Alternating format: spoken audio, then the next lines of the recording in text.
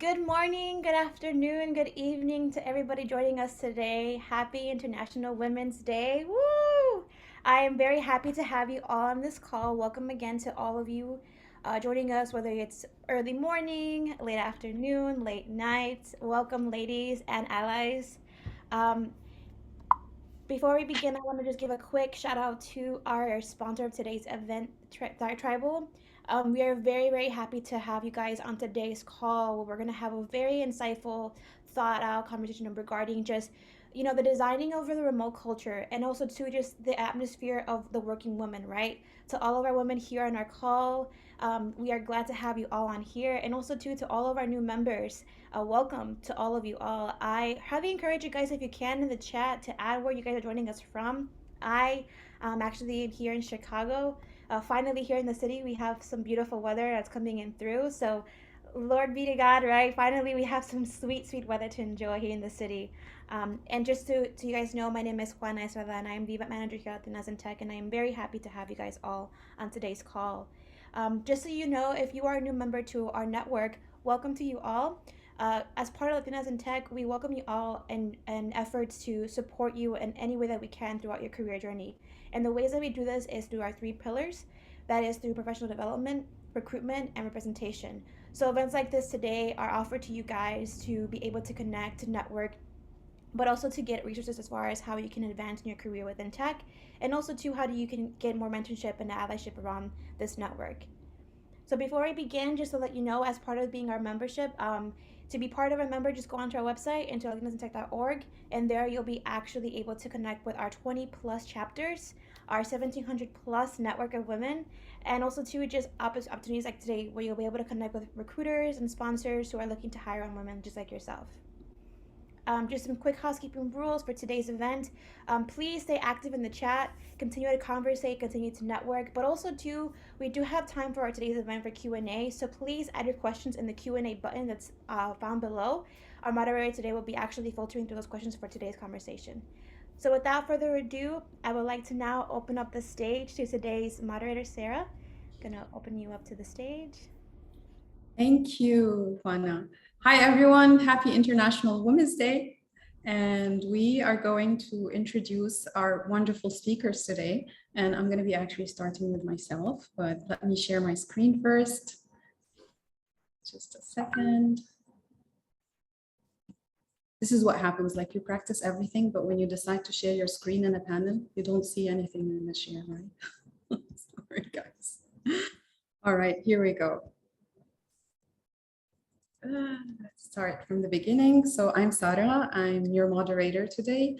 I am the head of people, comms and culture at Tribal. I'm a storyteller and a journalist at heart with such a great passion for humanizing comms and cultivating people-centered culture. I am a mother to an incredibly kind and talented 19-year-old, and you can see her here in the first picture. This is when she first arrived on the first break from college during the first year of COVID. We were in masks at the airport, of course. And this is my wonderful mom and my mentor and cornerstone. This is my late father in the next picture. And this is a very, very special family member who, as you can see, barges into my meetings, Maximus. And this is a picture that I took in Santorini a while back. I love photography. I have a passion for it. I studied photojournalism in college. And a fun fact about me is that my childhood dream was to actually work as a flight attendant, to travel the world, but then I ended up working as a journalist and I did the same thing. All right, so now I would like to introduce to you my amazing teammate, Ceci. Hola a todos, welcome. I'm so happy to be here. I'm Ceci Sanchez. I'm head of marketing in Tribal. I describe myself as mother of Danny, my 1-year-old baby, and a workaholic marketer in that order. I'm Mexicana from birth, Colombiana from association because I'm married to a Colombian guy. I saw a lot of people from Colombia here. And I'm norteña, lagunera, futbolera, santista, and many words that you can only understand if you are from the northern side of Mexico. I'm super fan of Juan Gabriel. When I heard him for the first time, my life changed. And a fun fact about me is I play soccer, but I played in a team that's super bad. We have only won one game in 4 years that we've been playing. It was the best game ever, but we have a lot of fun. So thank you so much. So happy to be here. Thank you so much, Ceci. I always say your energy is contagious. Thank you. Pamela? Yes, it is. Thank you so much, Sarah. I'm Pam. I'm based in Mexico City, and I'm the head of talent acquisition for Tribal. I am very, very close to my family. I have a sister. I am married. I love to travel and really enjoy interacting with animals. As you can see, I'm here with a giraffe and a dolphin. I also consider that I have a very artistic side. I love to play piano, and I have whenever I have time, free time. Sorry for the noise. You're here. Sorry for the noise. So whenever I have some free time, I try to paint. So I consider myself as a painter. So as a fun fact, here is my latest piece that I created back in 2020. And it's almost 2 meters long. I love it. And whenever individuals find out that I created it, they cannot believe that. So thank you so much. And I hope that you enjoy today's call. Awesome. Thank you, Pam. Someone is telling you, we live for background noise, right? Background sound. That's part of our reality now in COVID. So don't apologize about that. I also know that you have a lot of creative energy. You're also a pianist. So this is something that you haven't mentioned, but here's a side information, secret information about the team. All right. So we have Hania next. Thank you, Sarah. Hi, everyone. Thank you for joining us. So I'm Hania. Everyone calls me Han, and I am Senior Sales Enablement Manager here at Tribal. I was born in Acapulco, so I'm a costeña. I lived in the beach for 17 years. Right now, I live in Puebla, which is a small city near to Mexico City. And today I'm sharing my life with my 2 dogs, who I call them my roomies. I love them very much. You can see them in the pictures. I really enjoy and love home decor and morning coffees. I'm all about routines in the mornings and having a very, very good start of the day. And also, as you can see in my pictures, my mom and my dad are my heroes. They are here. I am an only child. So hi, Mom. Hi, Dad. I know you are here in the webinar, so I'm very happy to be here with you. And a fun fact is that my childhood dream was to be a teacher. So I kind of am a teacher right now here at Tribal in my role, and I am enjoying it very much. So welcome, everyone.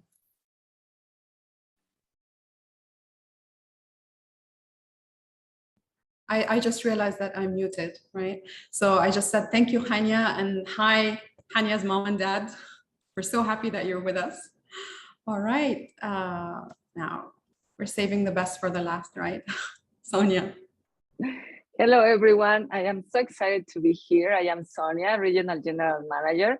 I am a working mom. I have been married for 20 years, and I have a beautiful daughter. Her name is Fernanda. She has 8 years old. I love working and spending time with my family and friends, and I enjoy traveling and outdoor activities. My fun fact is I love wine general. What kind of wine? Red, white, green, pink. My favorite is red. I love to visit in vineyards around the world, and I really enjoy a great meal with a great wine. Thank you so much. Thank you so much, Sonia. Where did you taste the best wine in the world? In Mexico, of course, in Valle de Guadalupe. Of course. Right.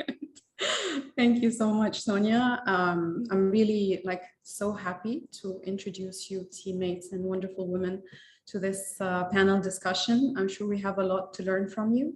So yeah, we're going to be, talking about so many things about reinventing, the world of work, talking about setting up new rules for the jobs of tomorrow and breaking so many different paradigms. And we're also going to touch, some points about, how working moms who are staying at home, especially during COVID, are also, clearing the path for new generations at work. So are you ready, guys? If you're ready, let us know in the chat that you are. And I just want to take this opportunity also to wish everyone a very, very happy International Women's Day. Awesome. All right. Super. All right. So Sonia, let's start with you first, because you were the last person to introduce yourself. I want to know maybe if you can tell us more about what a healthy work environment looks like, in your opinion. Yeah, perfect, Sarah. Thank you. I think right now working at home is a reality, and now our home has become our office. But I think the big challenge is to know how to have a work-life balance. because we need to achieve activities at home and at work. And we need to define schedules for breakfast, lunch, dinner, and time for rest and relax. And this line becomes very thin because right now we are spending more time working than we used to. And we must have to have the ability to separate home and work activities. And if we don't do this, this can result in a burnout. So it's crucial to have the support of the companies help us in wellness program for employees, take vacations when you require it. But I think the most important and relevant part is to have effective communication and to understand their needs and problems for our teams, both personal and professional, and to try to support them with different activities, to have special time for them to discuss these problems and how we can help them as a leader and obviously as a company. Thank you so much, Sonia. Ceci, I'd like to ask you, the same question. I know you're a working mom and you have a young, toddler or baby, right? So what does a healthy, work environment looks like for you? Yes, I think Sonia's points are super relevant. This part of separating like your times and being respectful of your own time and the time you spend with your family or with your dogs, whatever you like to do. But I want to address something that people don't pay attention too often to, and that's the workstations. This trend that Google, WeWork, some offices have of creating spaces that are super comfortable, that can enhance productivity and make people want to be there, considering that we spend more time awake in the office or working than we do in our homes and free time. So with remote work, this should be brought into our homes. Like companies need to make sure that people can have a healthy atmosphere to work in. And we as workers are responsible of designing this healthy space for ourselves because we are our own office designers. And I remember joining Tribal. It was super fun because I used to work in an office, and coming to my home, they got me a card and they say with that card, I should buy whatever I needed for my home to feel comfortable. And I was afraid of spending the money because I thought they were going to look bad at me. And then I started talking to other people and they say, yeah, like I got a monitor, AirPods, a chair, a desk, a plant, like anything that can make you feel better at home. And I think this is super relevant because it's the company taking responsibility on having you work at home and you yourself taking responsibility on creating the best environment you can to thrive at your performance. Ceci, I want to see a picture of your home office, by the way. I will send us a picture one day. I will someday. My baby has this constant objective of ruining it, but we're handling it. All right, when it looks nice, just send us a picture. I'd love to see it. Awesome. All right, Pamela, I know that you've had also a lot of experience, in startups and corporates also, from like Uber and Microsoft and other companies as well. And I know that you've experienced like working from the office, working in a hybrid environment, to fully remote workplaces like Tribal. In which environment did you thrive the most? Thank you, Sarah, for questioning me. As you mentioned, I had the opportunity to work for several tech companies before, so remote work wasn't new to me when COVID started. As an interesting fact, I started my career back in an insurance company with very, very traditional policies. And I remember that when I decided to join Microsoft back then, I felt like my world changed completely. I was so used to report to a manager that was sitting beside me. And then when I joined to a tech company, my manager was not even based in the same country that I was. I was so used to attend to the office on a 9 to 5 all days. And when I started working for tech companies, I started realizing about the pros and cons of working from a remote workplace. So I believe that my life changed completely when I started working for these tech companies. My perspective around results, around time management, and around how an office looks like changed completely. I can tell you that in my case, I value very much my work-life balance. I don't like commuting from one place to another. And I like to manage my own agenda. So in my personal case, I believe that remote environments or maybe hybrid are the best ones for me. I thrive the most in these ones. Of course, meeting my team in person is something that I really enjoy, but this is kind of like a choose that I decide to take every now and then, as well as them, you know. But I believe that if we have the opportunity and this flexibility to be empowered to work wherever we want and at what time we want, it's something that will bring better results at the very end. Thank you so much, Pam. Hanya, I would like to ask you the same question, especially that you work in sales. And I know people in sales are so active, they move a lot, right? So I'm also wondering the same thing, you know, how is it like for you? In which environment do you thrive the most? Thank you, Sarah. Yes, as you mentioned, we are always moving, visiting customers, talking with a lot of people. But for me specifically, it has worked better in a hybrid way. You know, being fully remote has given me the opportunity to enjoy having all kinds of offices. Last month, I was able to spend one entire month with my mom and my dad in Acapulco, which I haven't had the chance in like, I don't know, maybe like 10 years from now. So it was amazing, but it also has helped me to create some healthy routines, organizing my days and work in a more efficient way as of now. But I also cherish the moments where I can go to the office, share in-person meetings and moments with my team. I end up always having a boost of creativity and motivation whenever I share moments with my team. I was yesterday in the office. I had the chance to meet Ceci for the first time in person. It was amazing. I shared a lot of time with my colleagues, and that was amazing for me. Now I am back in Puebla in my house.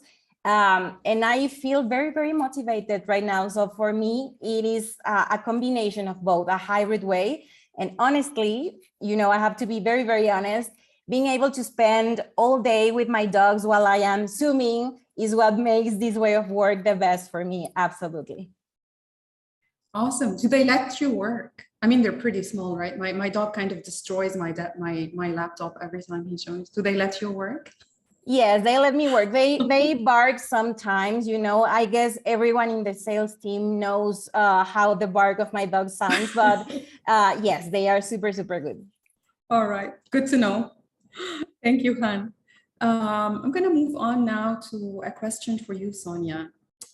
You have an incredible career trajectory working for, you know, big like payment giants like Visa for what, 17 years? Like, correct me if I'm wrong. 13 years. 13. All right, so I'm close.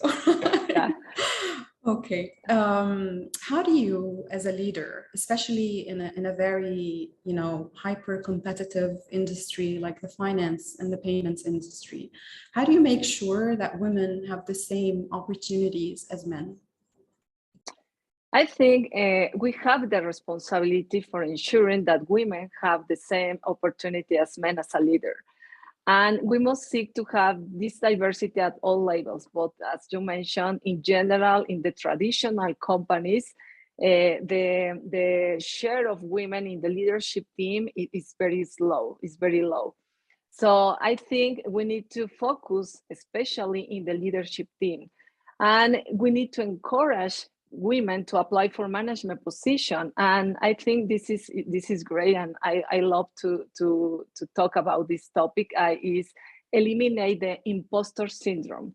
Because even it's a personal way, I have this imposter syndrome because it's more common in women where we believe that we are not ready or don't meet the skills or knowledge required for apply for a management position. And this is wrong because I think in general, the women, we try to be perfect and we try to meet 100% of the all requirements established in a position. And in some studies that I review in the past, when has a company and a position in a management position in the leadership team, the men in general, they said, what is the requirements that it's necessary to apply? And maybe they accomplish only 20%. And they said, it's okay, I want to apply for this position. And for women, in general, we try to accomplish everything. And if we said, no, I am only accomplished 80%. So we said, no, I am not ready to this position. So I think we need to start believing in ourselves, and we need to believe in the results that we have achieved.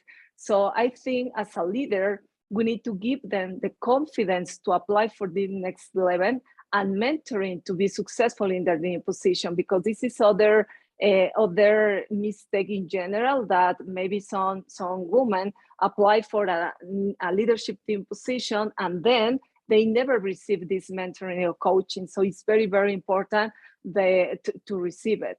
And in general, when interviewing for a position, we are always looking to have this diversity, because at the end of the day, it's about hiring the best people for the job. So we need to focus to obviously to hire the best people, even it is women and men, but we need to encourage in general women to apply in this management position. Thank you so much, Sonia. This is so insightful. We have Liz in the chat. She said, we need to stop saying no to ourselves before others do. Our job is to say yes, to ourselves. So very well said, Liz. Pam, talking about, interviewing people and, coaching them and making sure that empowering them to apply for jobs. I want to know more from you about this, specifically that you are in talent acquisition. So, with that said, how do you, as a leader in a talent acquisition role, like you're heading Latin America and I think global as well, like you're also doing global talent acquisition. So could you tell us, like, how do you as a leader ensure that women have the same opportunities when it comes to applying for leadership roles also? Thank you, Sarah. Yes, as you mentioned, in my case, my responsibility here is not just as a woman, but also as the head of department of the talent acquisition area. So first of all, as Sonia was mentioning, we focus on hiring the best individual for the job. We are not going to discriminate by gender and any other variable. So this is very important for us. Also, my team understands that in order to bring more pipeline, more diverse candidates in final stages, we need to create talent pools, diverse talent pools from the very beginning. So this can increase the percentage of women that can advance to a final stage or in fact get the offer. So it's very important for us to generate diverse pipelines from the very beginning. Also, talking about talent acquisition and HR, we pay for what the role is paying. We're not gonna pay depending on how much the candidate can negotiate or how much they were earning in past jobs. We have that data just to compare how much of an increase will represent the growth for joining a company such as Tribal, but we're going to pay for what the role is paying. So there we can have an equal payment for all roles in the same level. I want to also mention that in my team, we focus not on falling into stereotypes.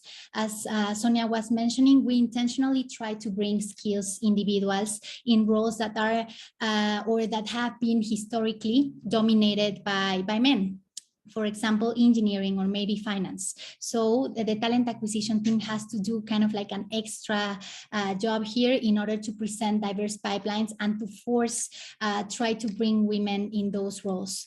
Finally, I believe that it's very important, not just at Tribal, but at any other company, that there's an unconscious bias training for everyone. Everyone in this world is biased. This is kind of like a fact. Although you may have a good intention, you'll be biased. So the best thing you can do is embrace those biases, try to be trained, understand how this unconscious bias works, and try to evangelize everyone on to avoid them in order to try to do the best hire, bring the best. Thank you so much. If I may ask you a follow-up question, could you just tell us more about the kinds of biases that people can fall into, during the hiring process or interviews? Well, of course, there's more than 9. I can share with you the most common that I believe are. First of all, first impressions. How much times have we interviewed a candidate, and based on the first impression that we had during the first 10 seconds, we're judging the candidate based on that. I can give you examples on, for example, in past jobs where a hiring manager decided to reject the candidate because he or she was smoking during the call. And since they don't smoke, they believe that a person that is intelligent should not smoke because smoking kills. That's a bias completely. So first impressions shouldn't be attached to the results of the interview. Also, for example, confirmation. You receive a resume and someone says, oh, this person, I already know her, I already know him. He's a referral of mine. I worked with him or her before. So during your call, you're trying to confirm that this person is qualified for the job instead of interviewing, in fact, that individual. And finally, I can share with you affinity. Imagine that you got out of the TAM, UP, Anáhuac in Mexico, or maybe other universities, and you see a resume that comes from exactly the same path that you have been having throughout all your career. So basically, you will try to, this unconscious bias will tell you this person is qualified. Why? Because this is a copy or a mini copy of you. So let's try to avoid kind of like evaluating candidates based on credentials, and we should start thinking about evaluating candidates based on the skills and the potential of the candidate. We can talk about this later on, but this is very, very important for me to share with all the audience. Thank you so much, Pam. So insightful. Since you've mentioned like stereotypes and, traditional paradigms, such as hiring according to age or, maybe background history when it comes to certain companies on people's resumes, like logos or stuff, I would like to ask this question to you, Ceci. What traditional paradigms have you challenged personally or changed as a woman leader in the tech industry? You've also worked in other tech companies and startups, also in a very competitive role, which is marketing. And I'd love to know which paradigms you've personally challenged and which ones are you still trying to change or challenge, trying to move the needle a bit? Yeah, I think what comes to mind is this, remember this almost holy picture, all powerful picture of a leader that you have sometimes. I think one of the biggest paradigms I fight every day, and I expect this not to talk bad about me, is a leader doesn't have to be a know-it-all. And by a know-it-all, I mean, over time, I think things are getting more complex, more multidisciplinary, things are advancing. Take marketing, for example. We used to have an ecosystem of traditional marketing, and then the digital boom came in, and suddenly the role of a CMO also with the traditional marketing responsibilities got added with digital advertising, specialist content, SEO, web design, UI, UX, marketing automation. So a lot of disciplines, and I don't know a person, and if that person exists out there, I would love to meet a CMO that is an expert in everything that I just mentioned. So for me, a leader shouldn't be a know-it-all. It should be a person that's smart enough to surround him or herself with the best talent, the best person for each part of the job that they need to do as an area, and be able to trust this team, motivate the team, help them deliver the best, help them fill in the gaps. With these gaps, I mean, for example, helping creative profiles get more analytical, helping analytical profiles get more communication skills, and then grow the area altogether. But always with the being humble and with the humility of sometimes not having all the answers, because that's why you have a team, and that's why you have these people that will help you bring the area to where you want to take it. This is amazing, really important and spot on, Ceci. You don't have to be a know-it-all. You have to empower your team, hire the right team, who can actually own what they do and bring value to the function or the department or to work in general. But are there any paradigms that you are like trying to challenge? Is it that one or is it something else? Is it the know-it-all, the building the right team? And I think this concept of know-it-all brings a lot of things around it. For example, what Pam mentioned around experience, right? So you usually expect a CMO to be a person that's been in the job for 30 years, handling 20 different accounts, being like a wide experience. And I'm 30 years old. I was CMO in my last work, so I got that title when I was 29. And maybe if you compare my profile with other profiles, some of them look more robust, more filled in, but like I think I had the skills and the experience that I needed to perform that job at that moment with the right team that I have built during several years before, right? So what I mean is like, there's no picture or perfect picture of a leader. It's more like you become a great leader with the team that you build around you and the specific skills that you develop for each of the tasks that you are facing, not because you have 30 years behind you or 50 people that already reported to you. You know what I mean? Absolutely. Absolutely. Thank you so much, Ceci. Well, you've mentioned that there's no like, like an ideal pic, like we should not like have a like draw, like pre-draw a picture of a leader. And I'd like to bring Han, to this discussion, because Han is a young woman leader who is in a very competitive male-dominated function or department, which is sales. And I know that Han, you started a sales enablement also, function or initiative. Could you also maybe address this question for us, the traditional paradigms that you've personally challenged and changed as a leader? Of course, Sarah, thank you.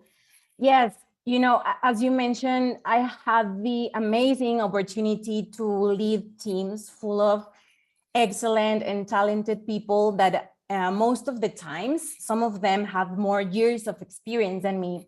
So for me, it has been quite a very, very exciting challenge to keep up with them and learn from all of their experiences, their expertise. And at the same time, I want to share with them new perspectives, new ways of work. So as Ceci mentioned, for me, it's also a matter of having the right people with the right expertise in your team, and also that they are very, very passionate about creating value whenever they are working out, whichever is their team. So I always want to make sure that all of my team, including myself, the leader, have the opportunity to learn from each other always. I believe that we, for example, here at Tribal, I am pretty sure that we keep working harder and harder every day to make sure that our teams are full of people with a lot of potential and skills. As Pam mentioned in the chat, we seek for potential, we seek for talent, not for years of experience. It doesn't matter to me if they have 20 years of experience or if they have 2 years of experience. I was working, I guess I had like 2 or 3 years of experience back then, and I wanted to apply for a management role since my direct manager left the company, and my dad always was pushing me, and I wasn't sure about postulating for that role. And my dad always said to me, you have to be passionate about creating value for the company. They will not look at your years of experience if your work speaks for yourself, if your potential speaks for yourself. So you're a very passionate person about working, you put all of the things that you know in your work every day. So I guess that's what we are doing here right now. And for me, it's a parting to bet on myself without knowing or without minding if I have 2 years of experience or 30 years of experience. It's also a topic of potential and skills. Absolutely. Thank you so much, Hania. Pam, your name came up in Hania's answers, and I was wondering if you would like to share some insights, especially when it comes to talent. Yes, well, I wanted kind of like to complement this answer as well, because I believe that in my case, I am trying to change or challenge some of the paradigms that my teammates are mentioning.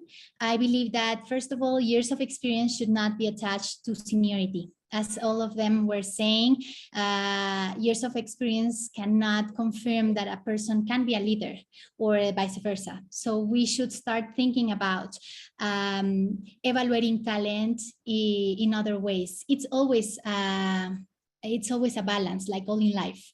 But I believe that talent should be measured on the potential of the candidate, on the skills for the job, rather than this individual has between 5 to 7 years of experience and corresponds to a manager position, I believe that's something important. Also, I believe that not just for Tribal, but for any company that is trying to scale, it's very important that everyone understands that we need to bet on potential. We need to really start assessing candidates. Hey, this candidate has is qualified for the role, but if I coach that individual and I mentor that individual, that person can grow with the company as well. Some of our hiring managers, not just at Tribal, but maybe in previous jobs, are always trying to look for unicorn candidates. It's kind of like plug and play, like if individuals or like if experience was just a plug and play and that's it. And people is not like that. Everyone has a very unique experience. So we need to start thinking of evaluating candidates like that. I also believe that some individuals can have this bias that if certain credentials come in the resume, they are going to perform. And if they are not, kind of like this individual doesn't have a bachelor degree or has an MBA, cannot perform in the job. And that's also incorrect from the way I see talent acquisition. Finally, other paradigms that I'm trying to challenge all days is a 9-to-5 routine. I believe that this is very traditional and all of us in our roles are challenging this 9-to-5 routine. I expect my team to do the same. And finally, I believe that the most important paradigm is that HR and talent have historically seen as operational areas or as support areas.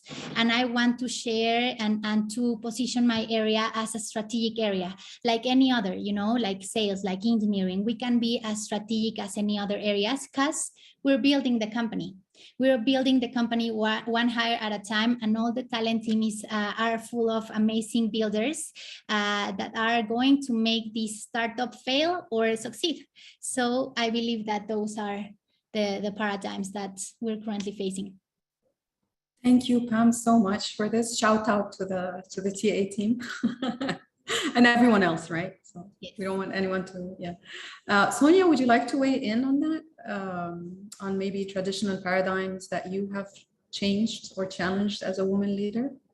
Yeah, only to complement that, I personally challenge that women are as competitive as men, and we can hold positions in company that used to be held exclusively by men. Thank you so much, Sonia. And I think I read in the chat when you talked about age, which is also one of the, the paradigms that we're challenging at startups, right? It's not by the age, like a senior person can join the company and bring in their experience, and someone who's young with not so many years of experience and so much potential can also, join the startup and be a leader at the same time. So thanks a lot. Yeah, and I think it's great to have this combination because in companies like startups, it's great to have people that they have experience in traditional companies and people that they have more innovative, disruptive idea. And this combination is great because we need to have a model that could be sustainable in a long term. And obviously we need to innovate and to have different solutions, different than the traditional banks. So I think the combination and the diversity is great. Absolutely. Thank you so much, Sonia. All right, so we're talking about age now, right? And I want to ask Hanya again, what will work look like for future generations? Yes. What do they look for in companies? I mean, since you are a future generation, so what do you look for in companies? Thank you, Sarah. Yes, and also I have, I've been having young people in my team, and I have the chance every day to talk with them.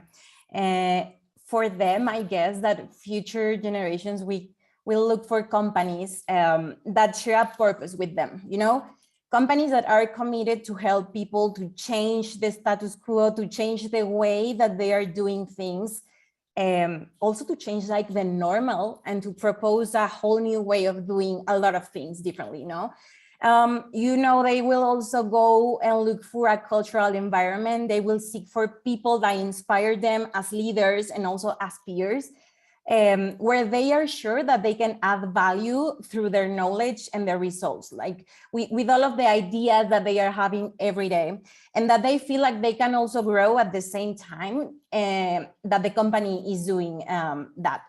In my own experience, working for a company that gives me the opportunity to create my dream job is what makes me fall in love with it. So I guess for all of us, for future generations, we are seeking for that, seeking for a place where we could develop and challenge ourselves and seek for our dream jobs where we can be very, very happy, work in the very best way for each one of us, and to feel that we are contributing to the world, like in a more general way. It's awesome. On a scale of 1 to 10, how happy are you? Could be that like 20 or something like that. All right. I'm sure our happiness team is so happy to hear this. Yes. Shout out to our happiness team. But yes, I'm very, very happy here. Thank you, Han. Ceci, future generations. What do they look for in companies? I told you I consider you also a future generation, right? You're young. Danny or no Danny? You're future generation. I'm getting away from the future generation concept, but yeah, I think I see a lot of candidates. Thanks to Pam and the great TA team. And like you talk to them, was it attractive of this company? What do you expect to do soon? And I think I can highlight two things. The first one is, I think that before a lot of people lived around their jobs, right? So you have this job that took most of your time every day, and then you have this free time, and whatever you do in the free time is like job and free time. And right now, I think it's getting easier to travel, being able to work at home. You can move to a lot of places. This mindset of what is it money for if it's not to enjoy it is more present in the candidate. So they want to be more than the job they do, or they consider their jobs not a goal, but the path towards their personal goals. So I think companies need to offer flexibility for this. And like this is a circle of conversation because we already discussed this. Make it able for people to work in different places, visit their families, travel, have hobbies, try and control their schedules. And that is only possible when you have a performance-wise company, because as long as people are able to deliver what they need to do and do a good job and do as expected, whatever they do with their free time or at any time that they do it and wherever they do it shouldn't be important for their leaders, because the job is there and is being delivered. So I think offering and creating these flexible spaces is super attractive for candidates. And also, number two will be learning opportunities. I also look back before as like my parents, and they have 35 years of careers in the same companies, in the same areas, growing towards the organization. And I see people now super attractive. I think I saw a question in the chat into moving in different areas and, learning new things. You don't want to be doing the same thing for 30 years. You want to learn different things, change companies, become a more robust profile. So I think if companies want to keep talent, they need to rise up to the challenge and never stop offering learning opportunities to their teams, or they are going to leave and find this knowledge somewhere else. So I see these two things super often. Thank you so much, Ceci. By the way, Brianna in the chat said new generations are taking into consideration, things like respect, culture, opportunities, and a work environment where they feel valued, which is super important. Yeah, and 100%. I think we mentioned with Hania an area that's in tribal, and I know it's more often seen in organization, that is a happiness area. Like these teams that are not human resources in terms of paycheck, but how can we build an environment that is more healthy for peers, offer different, how do you call them, like different perks inside work that is not only money, but relaxation. We got meditation classes, yoga, stress test, all these 360 care of the employee. It's super nice. I think it's super relevant for new generations.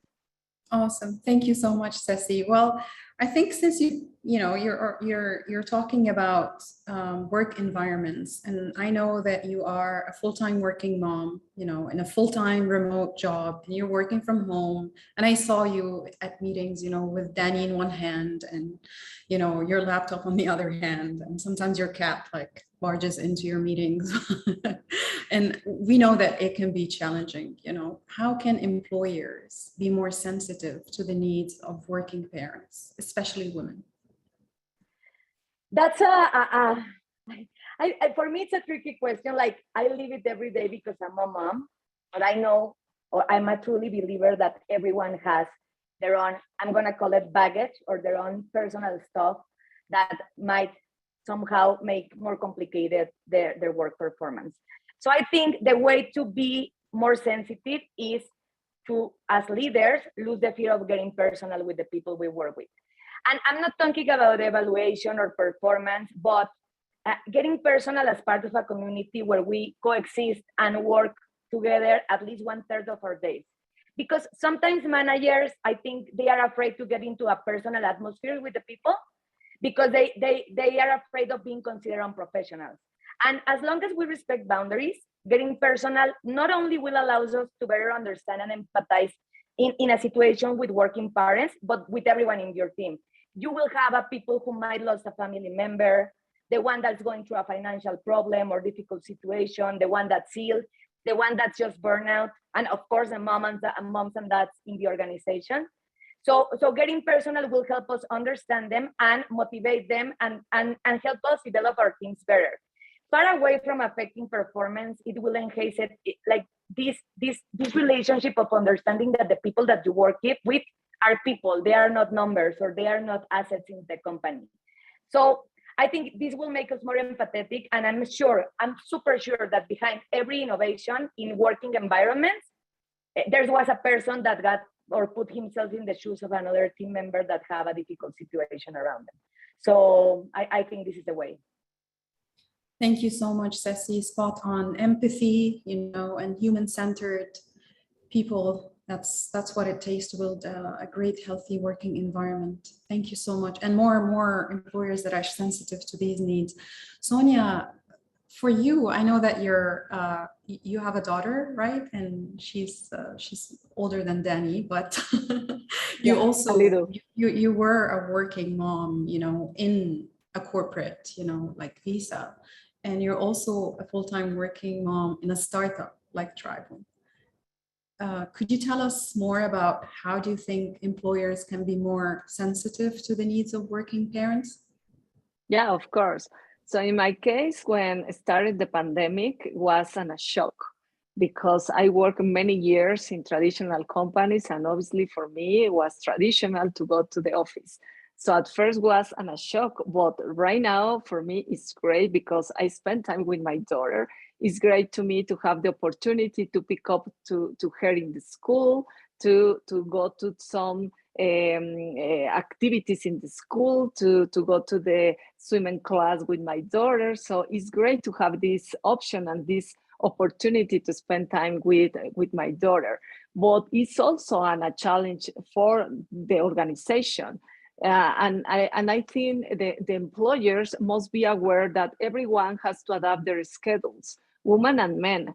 And for many women, even in my case, it's easier to continue working at 9 once the children are asleep. So I prefer to stop in afternoon and to have this time to spend time with my daughter, to help them in homework, and to only spend time with her. But we need to adapt this schedule. So employers must have this flexibility and confidence so moms can be moms and take care of children. Because at the end, the most important part is the results, and everyone will make sure to achieve them in the best schedule for them. So if for you it's great to work at night, it's great. If you prefer to work on weekend, it's great, because the most important part is the results. Thank you so much, Sonia. This is really great advice. Thanks for sharing that. Pam, I want to ask you a follow-up question about this, because there is also some kind of a traditional paradigm or bias related to hiring. You know, either like maybe expecting mothers, you know, like women who are expecting children, or mothers in general. Um, how do you challenge that as head of TA? Well, I believe that it's all about creating policies that are flexible, as Sonia was mentioning. Everyone approaches to work different, and everyone has a different background or is attached to different circumstances that may affect their job. Call it a baby, call it kind of like this individual trying to travel the world, call it, I don't know, problems with family, I don't know. So there are different variables that can affect an individual. So I believe that the flexibility that the company can offer will give the opportunity not just for moms or for individuals with different variables in their lives to join a company, but also creating happy workplaces that will enable for a more diverse headcount working with us. It's just about generating balance for everyone. I'm not a mom yet, but definitely I plan to be. And I believe that from HR and from talent, we should encourage to create this flexibility and these new policies that can help and support moms, working moms.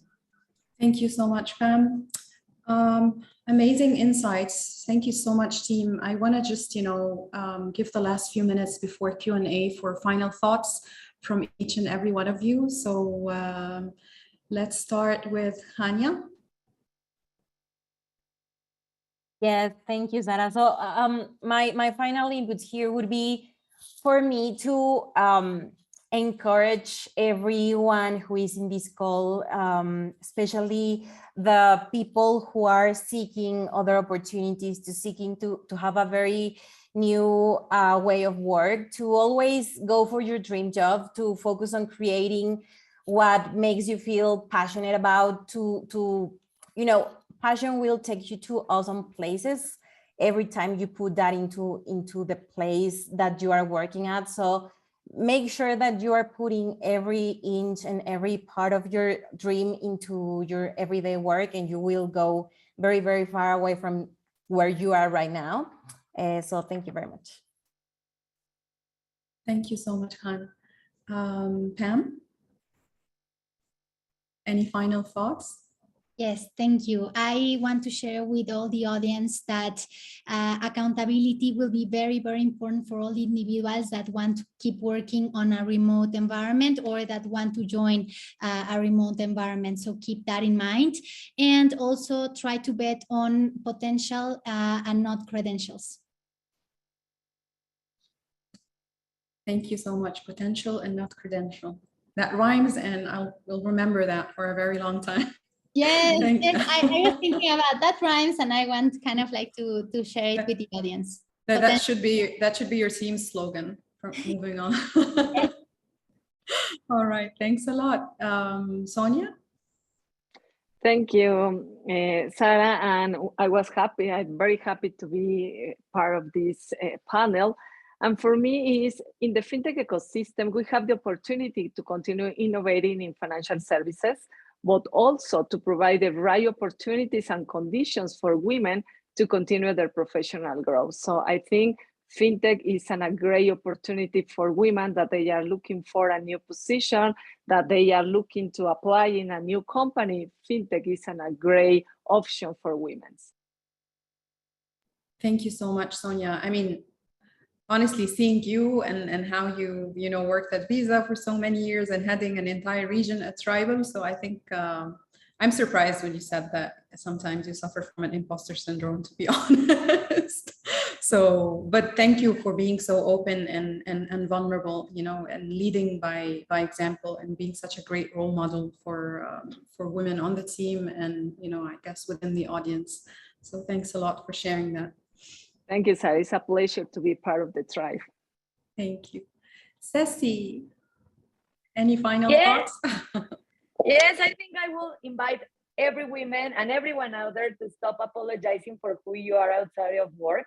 if you are doing a good job, you shouldn't apologize if your kids sometimes get into a Zoom call and you are doing it right. And as leaders, don't be afraid to know your people, practice empathy, be flexible, embrace this diversity and their difference, and always remember how difficult finding great talent is, and if it's worth sacrificing it for not wanting a new mom to occasionally leave early to a pediatrics appointment. So take care of your people, and yeah, I guess that's it. This is awesome. Thank you so much, Ceci. Yes, take care of your people. People come first. Thank you so much. So I think now it's time to open the floor to questions. And we received some questions. I'd like to, start with a question for Han. What methodologies, tools, and services do you use to keep a pulse on the organization? Sorry, Sarah, was that for me? What methodologies, tools, and services do you use to keep a pulse on the organization? Perfect. Thank you very much, Sarah. So yeah, for us, it's very important to keep a constant communication with our teams.